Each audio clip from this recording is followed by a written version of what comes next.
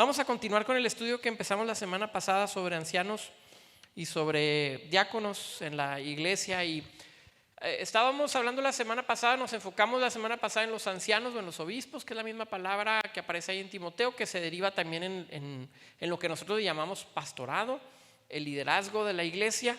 Y estuvimos hablando acerca de las características que debe de tener un pastor, y estuvimos hablando de 5 funciones o las 5 funciones más básicas del pastorado según las escrituras, y de cómo es bueno que nosotros analicemos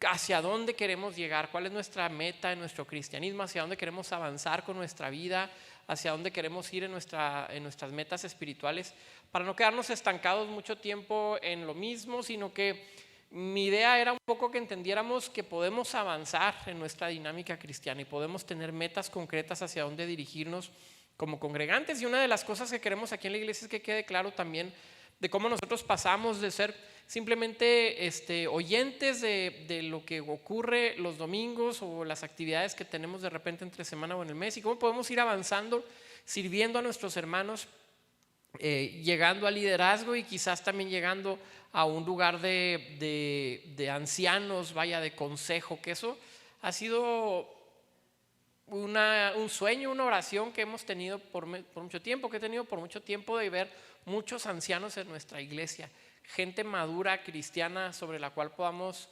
descansar y que le dé fuerza y madurez a nuestra congregación. Entonces podemos todos ir avanzando hacia allá si dejamos que el Espíritu Santo nos vaya dirigiendo en sus propósitos y en sus planes. Mencionamos la semana pasada que la iglesia es un modelo del reino de Dios aquí en la tierra, y su identidad está en el servicio mutuo como una comunidad entre hermanos. Dijimos también que el servicio no es solamente un voluntariado, sino que es un acto de madurez y es un acto de humildad. Todo servidor y toda persona que anhela servir a sus hermanos tiene que hacerlo desde la madurez, es decir, entender que el servicio, por más pequeño que sea, se tiene que ejercitar con mucha responsabilidad, con toda la sobriedad, con todo el peso necesario. Y yo quiero agradecerles a todos los hermanos que hacen un esfuerzo por estar aquí temprano, a Abdías y a los muchachos de la alabanza, a los servidores que siempre llegan a revisar los baños y llegan a revisar allá lo que hace falta en la cocina, acomodar las sillas, a los maestros de escuela dominical para los niños, los que trabajan con los niños también, a nuestros hermanos de la comunión.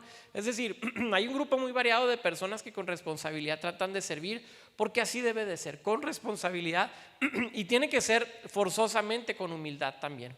Porque un proceso de servicio significa que yo reconozco que tengo algo que aportar a la iglesia y tengo algo que servir a la iglesia, porque yo he sido servido, porque yo he recibido de Dios gracia, porque yo he recibido de Dios misericordia. Por lo tanto, esto es un ejercicio de humildad donde reconocemos que es por gracia que estamos aquí, y lo único que podemos hacer, o lo mejor que podemos hacer, es servirnos unos a otros. Entonces, mencionamos la semana pasada estas 2 características del servicio. Tiene que ser un acto de madurez y tiene que ser un acto de humildad también. Vemos en Filipenses capítulo 1, lo voy a ver de pasadita porque ahorita vamos a regresar a 1 de Timoteo capítulo 3. Filipenses capítulo 1, verso 1, cuando escribe esta carta, Pablo dice: Pablo y Timoteo, siervos de Jesucristo, dirige esta carta, dice, a todos los santos en Cristo Jesús que están en Filipos, con los obispos y los diáconos. Gracia y paz a vosotros de nuestro Dios Padre y el Señor Jesucristo. La iglesia de los filipenses nos muestra que por 2000 años la iglesia ha estado organizada de la misma manera: obispos, es decir, líderes, pastores, ancianos, y diáconos, los servidores, los que ayudan en el desarrollo normal de la reunión.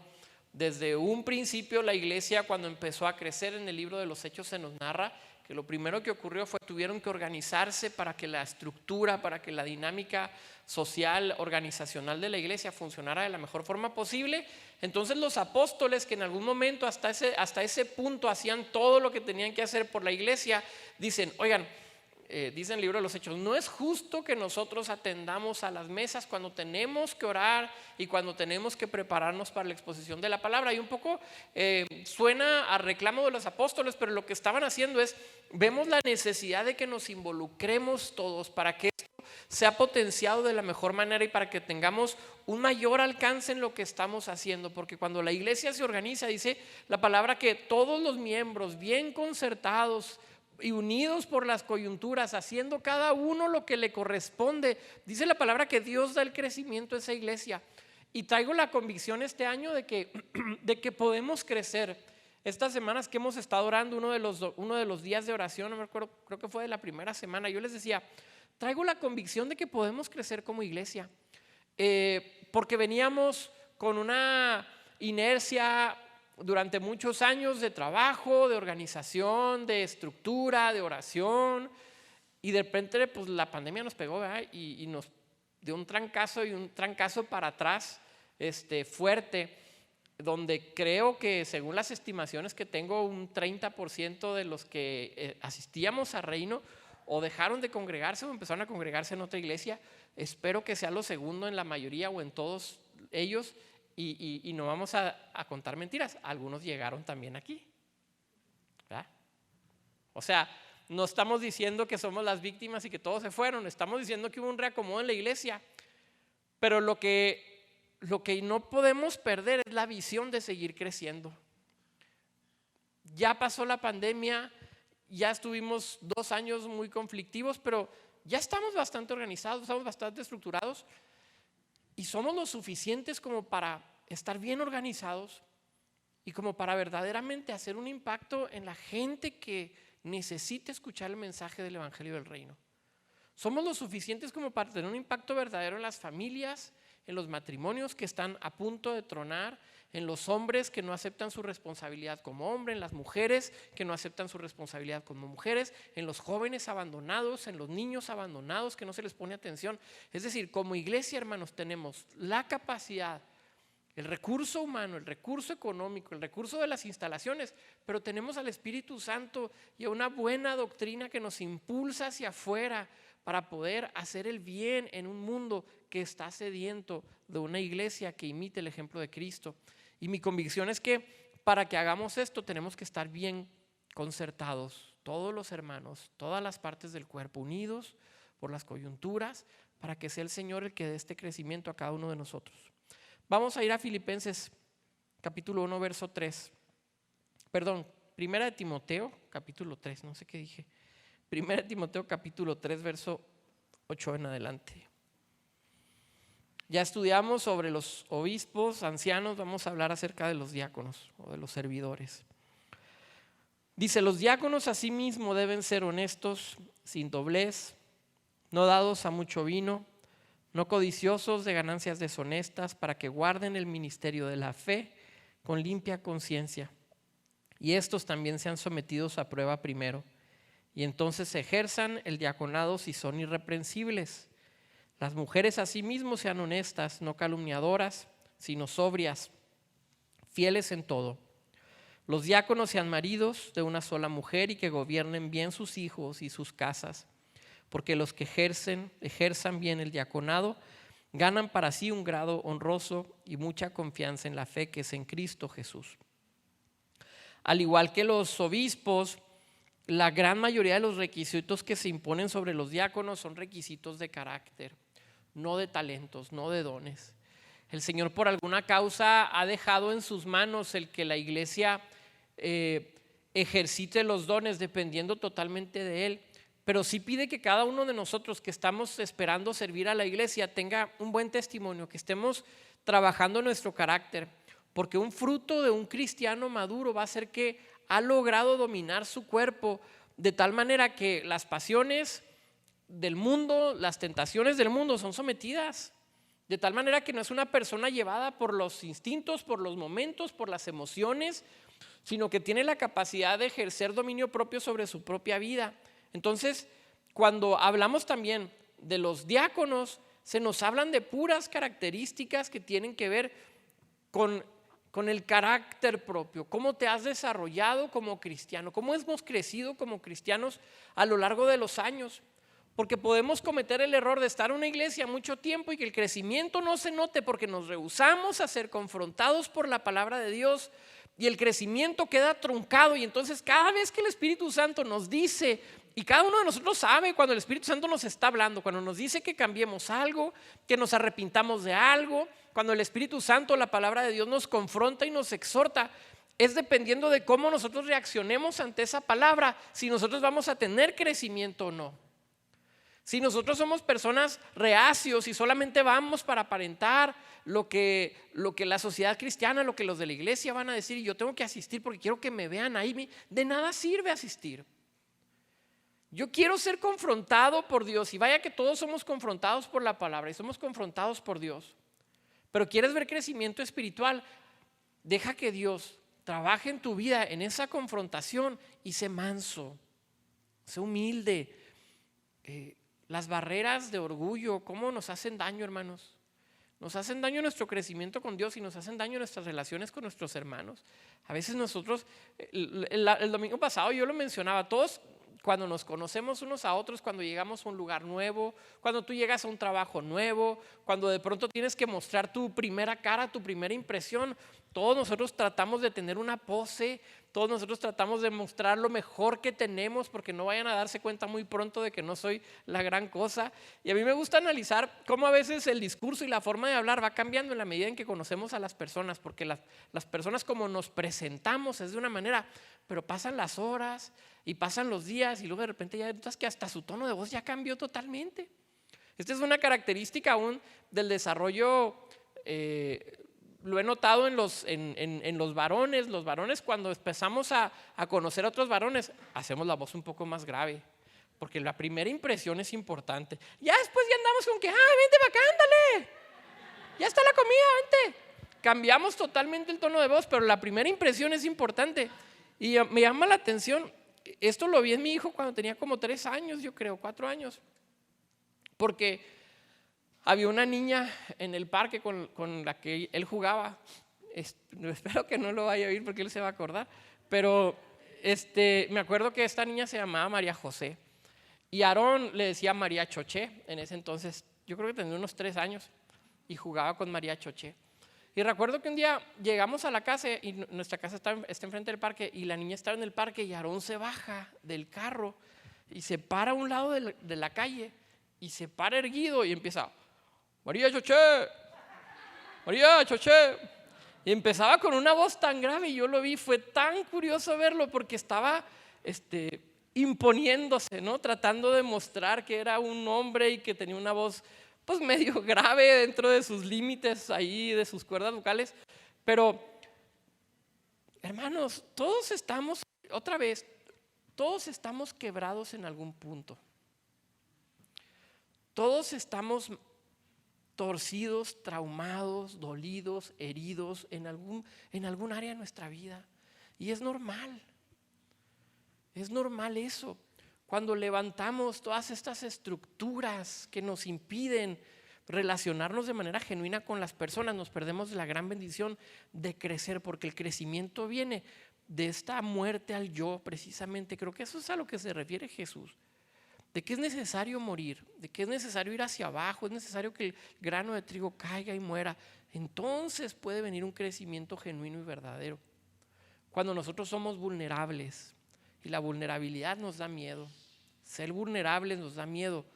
Y ojo, en nuestros matrimonios, si no somos vulnerables, estamos en una situación que puede ser peligrosa.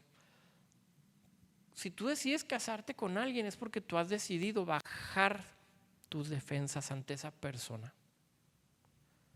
Me he tocado ver que a veces en las relaciones matrimoniales, si el hombre o la mujer vienen heridos o de otras relaciones o de sus padres o de sus trabajos, lo que van a hacer es que no aprenden a depender del otro, no aprenden a abrirse totalmente.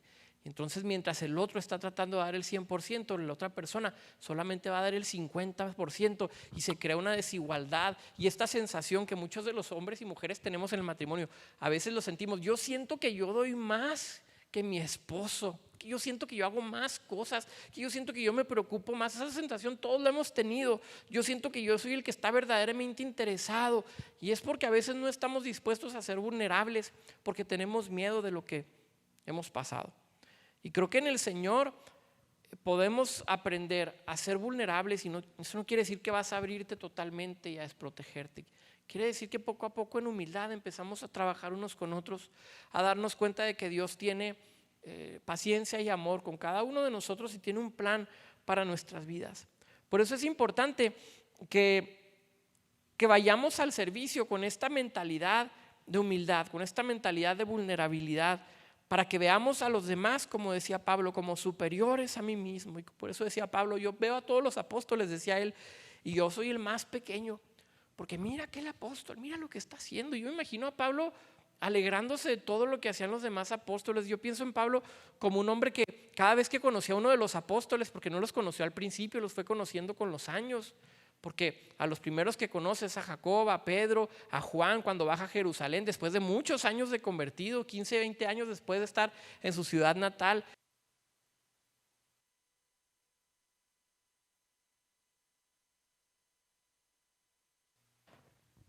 Sí. Cuando pasan estos años y él está conociendo a los apóstoles, yo me lo imagino viendo en cada uno de los apóstoles características que le fascinaban, que le emocionaban. Decía, mira wow, cómo Dios lo está usando. Mira lo que está haciendo Juan, mira lo que está haciendo Jacobo, mira lo que está haciendo Pedro. Si Pedro, el que tiene problemas con los judíos y con los gentiles y no sabe de qué lado hacerse.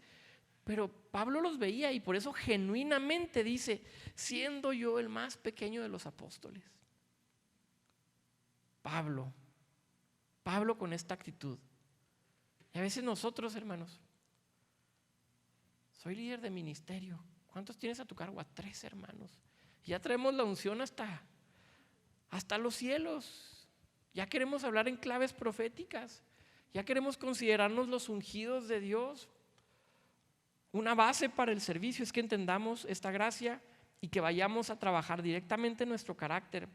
Porque los requisitos fundamentales, tanto del obispo como del diácono, es que aprendan a verse a sí mismos y a trabajar en su vida para que sea Dios el que, cuando bajemos estas barreras, su palabra, su Espíritu Santo nos confronte, nos sane, trabaje en nosotros, en nuestros corazones, en nuestros problemas, en nuestros traumas, en nuestras mentiras que nos hemos dicho años y años y años.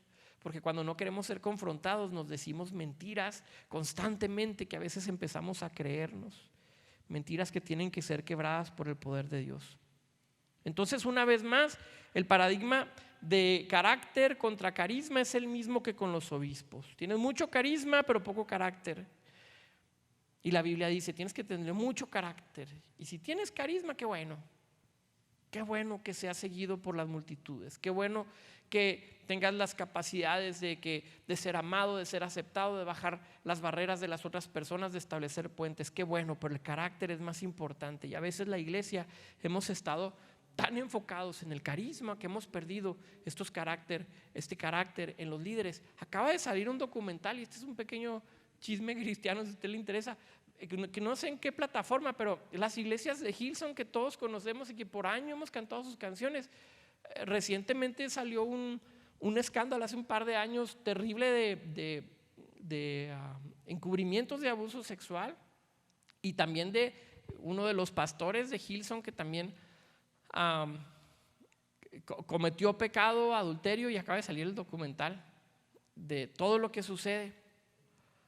Y sabes que tiene un gran carisma y eran personas de redes sociales y pues todos los seguimos en Instagram, ¿no? Todos los seguíamos. Yo seguía a estos pastores, los sigo todavía, no sé si los sigo todavía, pero son unas personas muy mediáticas, con mucho alcance, pero otra vez, ay, carácter, pero ¿cómo está su vida personal?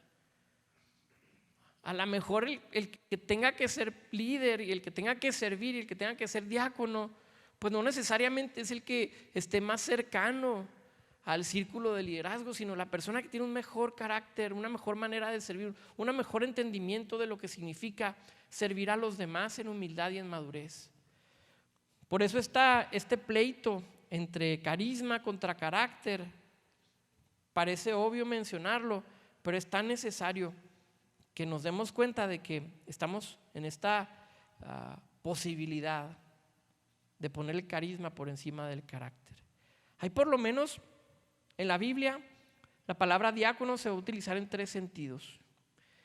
Primera palabra, la palabra diáconos en Juan capítulo 12, versos 26.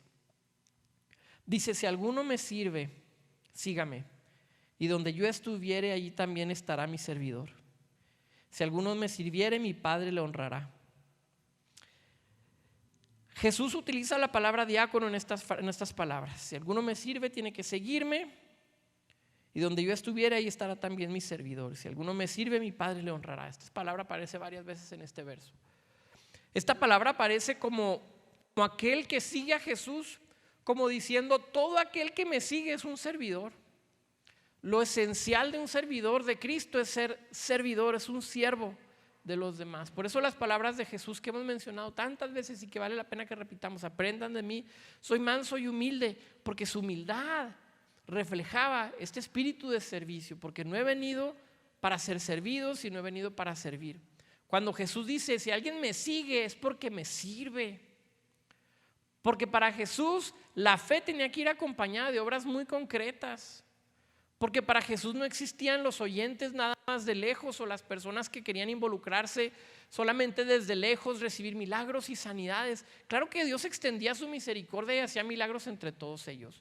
Claro que entre las multitudes, la gracia de Dios, Jesús se conmovía y les daba alimento y los sanaba y lloraba por la ciudad. Y Jesús amaba a todas estas personas, pero Jesús deja muy en claro: si me quieres seguir, tienes que servirme, porque para caminar en mis pasos, para crecer, para avanzar en tu madurez, tienes que aprender a servir. Es parte natural de todo cristiano el servicio. Por eso era tan importante mencionar que el servicio no es voluntariado, el servicio es discipulado, el servicio es madurez, el servicio es que yo quiero avanzar en mi crecimiento con Dios. No buscamos voluntarios, hermanos. Buscamos seguidores de Jesús. No estamos buscando gente que diga: yo puedo ofrecerme para que no batallen. No, espérame. Me interesa verte crecer. Me interesa ver que estás avanzando en tu vida. Porque a veces venimos con los mismos problemas, hermanos. Me ha tocado con personas que a lo largo de los años traen el mismo problema, la misma situación, años y años y años y años, y cada año dicen: no, ahora sí, ahora sí, ahora sí, ahora sí, ahora sí, ahora sí. Y yo sé que tenemos un Dios de las 1000 oportunidades, claro que sí, pero también tenemos que estar pendientes si no somos nosotros los que estamos siendo negligentes al crecimiento. Si no soy yo el que simplemente estoy dándole vueltas al monte. ¿Se acuerdan como la nación de Israel cuando les dice el Señor: han estado ya mucho tiempo en este monte, es tiempo de que salgan? Y muchos de nosotros ahí nos fascina estar dándole vueltas y vueltas y vueltas. Oye, tienes una tierra perseguida, una tierra prometida que perseguir. Tienes un destino al cual dirigirte. Y te fascina estarle dando vueltas porque no quieres ser confrontado, porque no quieres hacer los cambios necesarios en tu vida. Entonces, no podemos quedarnos estancados. El Señor nos empuja al crecimiento y al discipulado por medio del servicio. Porque si alguien quiere servir, si alguien le sirve, tenemos que seguir a Jesús. La palabra diáconos aparece en otro sentido en Romanos capítulo 12, versos 4 al 7. Pablo dice: porque de la manera que en un cuerpo tenemos muchos miembros, pero no todos los miembros tienen la misma función, así nosotros, siendo muchos, somos un cuerpo en Cristo y todos miembros los unos de los otros, de manera que teniendo diferentes dones, según la gracia que nos es dada, si el de profecía, úsese conforme a la medida de la fe, o si el de servicio, el de diaconía, úsese en servir. Aquí el escritor de Romanos dice: además de que todo cristiano es un servidor, hay personas que tienen el don de servicio. Hay personas a las cuales se les ha dado una capacidad, una gracia especial para servir a sus hermanos. Y tú lo puedes ver con aquellas personas que de buena voluntad están aquí para servir. A las personas que no tienen ningún cargo en la iglesia, pero que llegan viendo qué puedo hacer por servir a los hermanos, cómo puedo apuntarme para ayudar. Aquellas personas que cuando solicitamos alguna ofrenda, y quiero mencionarlo porque a mí me sorprenden algunas personas. A veces yo esperaría, discúlpenme, pedradas, ahí les van. Yo esperaría que algunas personas, cuando tenemos necesidad, fueran los primeros que dijeran: yo puedo dar porque sé que tienen capacidad económica. Pero por lo general, no siempre, viene de las personas que tienen que esforzarse. Yo digo: ay, Dios, ese siempre es un trancazo del reino de Dios hacia mi cara, diciéndome: no son los fuertes, no son los poderosos. Y esas personas sirven a su prójimo y sirven a los desconocidos, también ofrendando, y a veces lo hacen dando tiempo por los demás. Aquí yo he visto que algunos hermanos van y ven por los que están enfermos y se llevan al hospital y se ayudan. Y yo digo: ese es el espíritu de servicio. Quizás no necesites tener un puesto en la iglesia, pero el Señor ha puesto dentro de los dones como cuerpo de Cristo algunos con este don de servicio, con esta capacidad para estar ahí cuando es necesario. Ayer que estábamos teniendo nuestro taller, terminamos con el taller y gracias a Dios, porque en la iglesia terminamos el taller y había aquí un montón de mesas y manteles, y luego comimos mucho. Hay que comer menos, hay que comer. Un propósito: hay que comprar comida más saludable ya este año. A ver si traemos frutitas. Bien rico, y estaba bien buena la comida. Y cuando terminamos, las hermanas empiezan a quitar las mesas, y yo: hermana, espérese, déjenos por lo menos a los hombres tratar de quitar las mesas y cargarlas. Pero el espíritu de servicio ahí está. No, hay que hacerlo, puedo ayudar, puedo hacer más, puedo servir, puedo barrer, puedo trapear, puedo. Y yo digo: wow, qué capacidad que ha dado Dios sobre algunas personas. Y me imagino que yo no sé hasta dónde Jesús podría ponerse a barrer y a trapear, pero algo que dice muy claramente Él les dijo: yo vengo a servir. La Biblia no registra que Jesús se hubiera puesto a barrer y a trapear. No sé si había escobas en ese entonces, necesito estudiar más. Pero lo que sí nos dice es que Él tenía un corazón de servicio. Y cuando yo veo una persona con esta capacidad de servicio, me habla de Jesús. Me habla de ese Jesús que yo conozco, que yo lo veo y digo: esa persona se parece a Jesús, porque conozco a Jesús y sé que Jesús haría algo así. Sería una persona que daría una milla extra. Por último, este tercer nivel que aparece en el texto que acabamos de leer de Timoteo, 1 de Timoteo capítulo 3, el nivel de un servicio oficial, de un cargo dentro de la iglesia. Hablamos que el primer nivel de servicio es el nivel de todo cristiano. El segundo nivel de servicio es el don de servir, que se menciona en Romanos. Pero este tercero es aquella persona que está llamada a ejercer un cargo dentro de la iglesia como servidor. Es mi convicción de que esta persona debe de tener los primeros dos.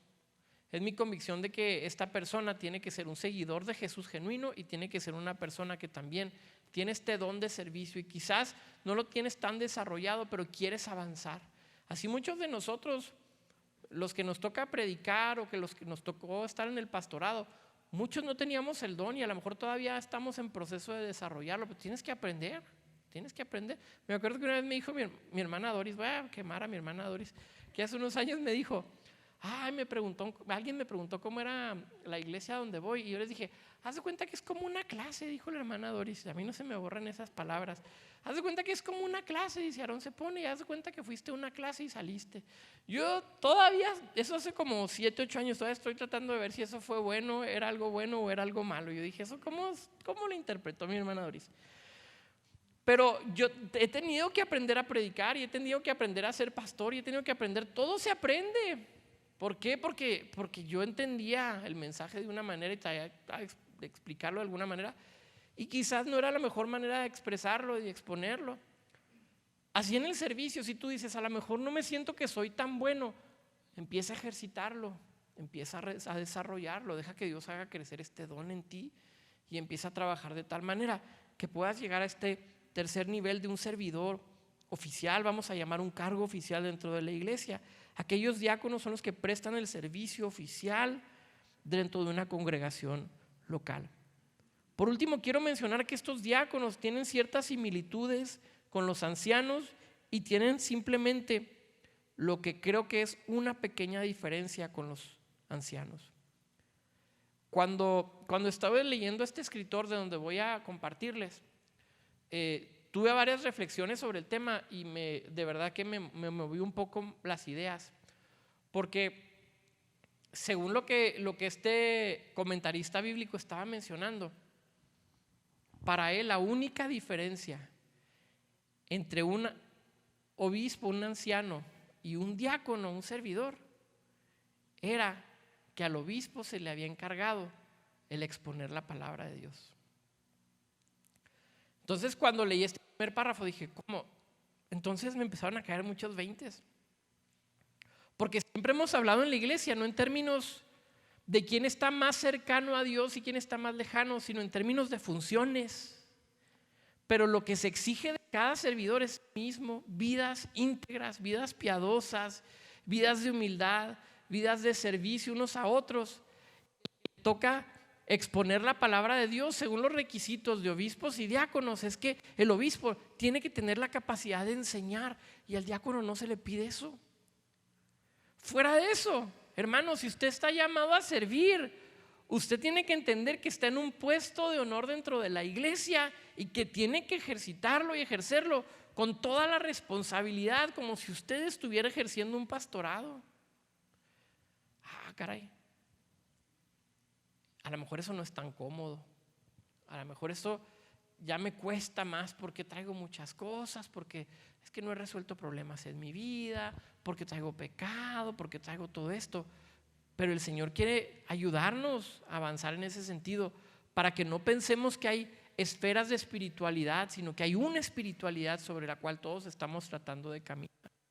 Hay una espiritualidad a la cual el Señor nos está llamando. Hay un tipo de discipulado y todos estamos avanzando en ese camino de discipulado. Quizá pudiéramos hablar de muchas otras diferencias entre obispos y diáconos, y quizás a lo mejor estoy exagerando el punto, pero estoy convencido de que el diácono también tiene que tener este peso sobre sus hombros de reflejar a Jesús.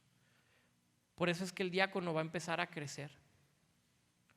Por eso es que el crecimiento viene a través del servicio, porque empiezas a verte a ti mismo y a cargar con la vocación que Dios te ha dado. Asumes tu vocación y empiezas a caminar en ella, aunque te tropieces, aunque caigas, aunque tu vida no sea perfecta. Empiezas a trabajar en esa vocación poco a poco y empiezas a ver el fruto en tu vida. El fruto, el fruto, el fruto, el fruto.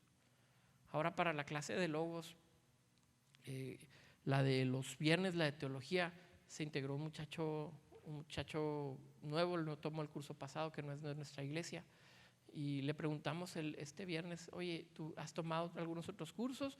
Estoy tomando los cursos de mi congregación sobre Biblia y acabo de tomar un curso en línea con la Iglesia Semilla de Mostaza sobre teología, pero ahora me quiero meter a este instituto para crecer. Y se ve más joven que nosotros, ¿verdad, Eduardo? Sí, está chavalón, no sé, 20 y tantos tendrá. Y digo, wow, yo quisiera a su edad tener esta sobriedad que tiene él, este entendimiento de buscar verdaderamente entender la fe cristiana. Y yo lo veo sonriendo y lo veo realmente como una persona enseñable, humilde, y espero que así vaya a ser y que así continúe. Pero cada uno de nosotros tenemos que anhelar crecer, hermanos. ¿Cómo vas a crecer este año? ¿Qué vas a hacer este año para crecer en tu vida espiritual? ¿Cómo vas a estirar tu fe? ¿Cómo vas a salir de la comodidad en la que has estado? ¿Cómo vas a empezar a ser tú el que sirve en lugar de ser servido? Creo que estas preguntas tenemos que llevárnoslas en nuestro corazón durante estos próximos días, y quiero hacerte la invitación a que consideres servir a tu iglesia este año, servir a tus hermanos este año. Que Dios ponga en ti, que el Espíritu Santo ponga en ti una inquietud, y que sea una inquietud que no puedas esquivar, que no puedas apaciguar. Que el Señor te motive a crecer en humildad, en servicio, en madurez. Creo que esa es la voluntad de Dios para nosotros. Quiero que oremos, hermanos. Si quieres cerrar tus ojos un momento. Señor, tu palabra, como siempre, es tan directa, nos nutre. Tu palabra nos alimenta, Señor. Tu palabra trae a nosotros entendimiento y claridad, y sobre todo, Señor, eres lumbrera a nuestros pies, porque nos dices hacia dónde dirigirnos. Y tú quieres que vayamos hacia el crecimiento espiritual, a conocer a Jesús y a parecernos al Jesús amoroso, sacrificial, sabio, servidor, manso, humilde, pero lleno del conocimiento, del fruto, del gozo de Dios, lleno de la comunión con el Padre. Hacia allá quieres dirigirnos, Señor, y esta tarde esta es nuestra oración. Queremos caminar hacia Jesús, queremos caminar, Señor, en obediencia a ti, y queremos parecernos más a Cristo, queremos parecernos cada vez más a Jesús. Abre oportunidades de servicio, Señor, y sé que si no es aquí en la congregación local, ahí afuera, Señor, en nuestros vecinos, en nuestro trabajo, escuelas, hay muchas oportunidades de servir. Pero ayúdanos, Padre, a mostrarle al mundo una iglesia que sirve, porque una iglesia que sirve puede ser poco criticada. Dice tu palabra que tenga buen testimonio de los de afuera. El buen testimonio vendrá cuando nosotros sirvamos en amor, en compasión, misericordia, Señor. Gracias por este domingo, Padre. Amamos tu presencia en este lugar, tu palabra. Bendice nuestros hogares, nuestras casas, bendice nuestras vidas, Señor. Y danos esta semana un propósito claro para cada uno de nosotros. Oramos en el nombre de Jesús. Amén y amén.